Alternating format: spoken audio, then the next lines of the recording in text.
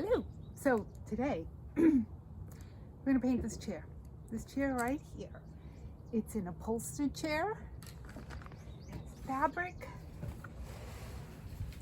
See, it's got these red lines. It's got pretty detail, but it needs an update. So I was thinking, what are we going to do with this chair? Well, there's lots of things we can do. We can paint it a solid color. We can paint it like that Tiffany blue color with some gold and make it very royalish, right? Ooh la la. Or maybe we just paint it and then we hand paint flowers on it. That would be pretty. That would be pretty.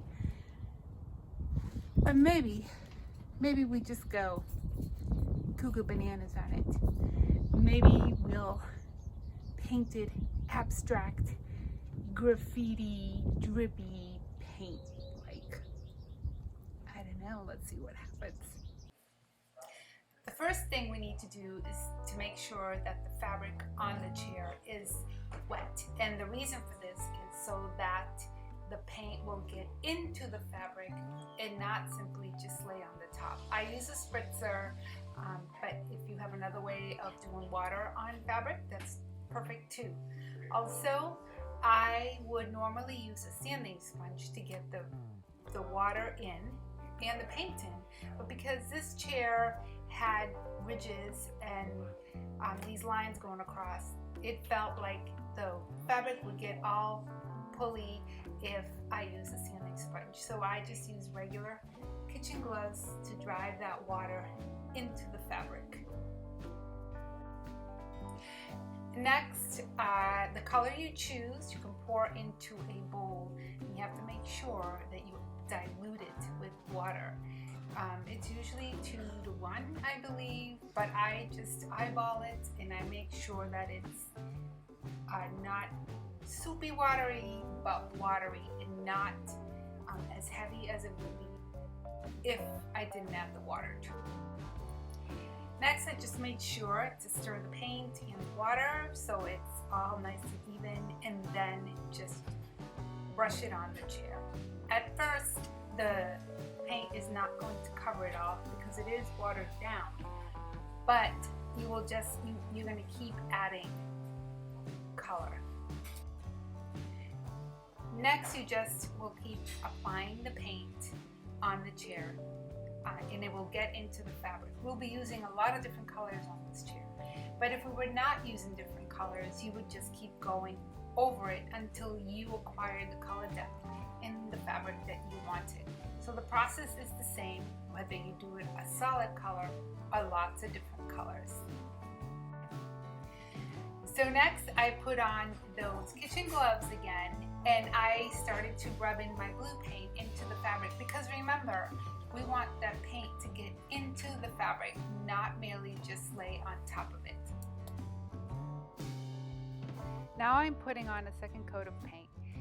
So if you were going to do this all one color, you would just keep layering the paint in the one color until you covered everything on the fabric, including any kind of design that's underneath.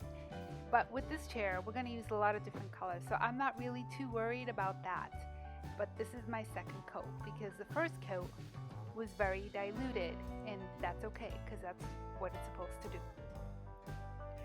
So now I'm going to add my second color, and I'm going to do the same thing I did with the blue. I put water in my green and I stirred and I made it soupy. Yeah, that's what we'll call it, soupy. And I just dripped the paint. And did I tell you that this is going to be a cuckoo banana chair?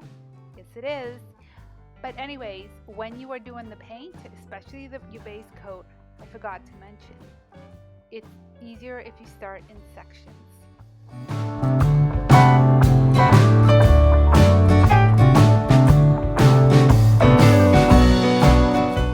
Next, I got ready to mix in my third color. And yes, I mixed it in the same bowl as I had my blue and green before. But as you guys may know me, if you know me at all, really, you know that I have a tendency to mix colors a lot. I like it that way. So with the yellow, the same thing as with the other colors. You add water, you stir, you make it soupy, and then you brush on. So I keep applying the yellow paint in all kinds of different directions because, as I said, this is going to be a cuckoo banana chair.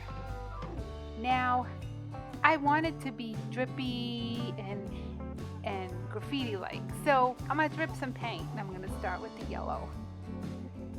Don't be afraid. This is going to be good. Don't forget to tip the chair forward so the paint will actually drip.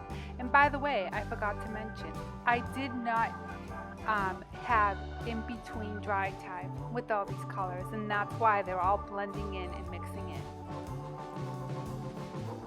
Next, I decided that I wanted to add a brighter color. So instead of painting it on this time, I just splattered it on. And then, okay, I did paint it a little bit, but the whole point of this is to have fun. And remember, whether you're doing it a solid color or lots of colors like this, the key is to always mix your paint with water and make sure that your fabric is wet.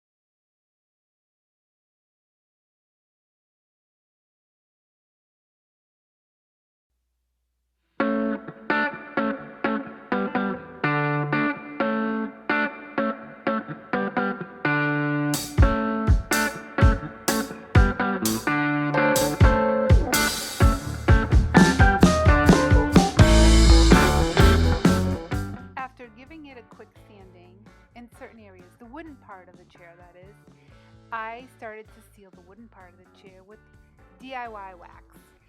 I used dark wax and I used white wax just to give it a kind of an old rustic look.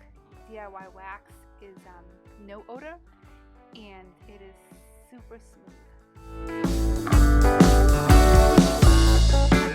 Alright, so the last and final step is to seal the seat, the fabric. We're going to do the same thing as we did with the paint. We're going to mix DIY liquid patina with water and make liquid patina soup. And this product is an awesome product because it is a sealant, it acts as Mod Podge, and also can transfer images. But here we're going to use it as a sealant for the chair so that we make sure that the paint does not come off when someone sits on it, although the paint has had a few days to cure. We want to seal it just in case.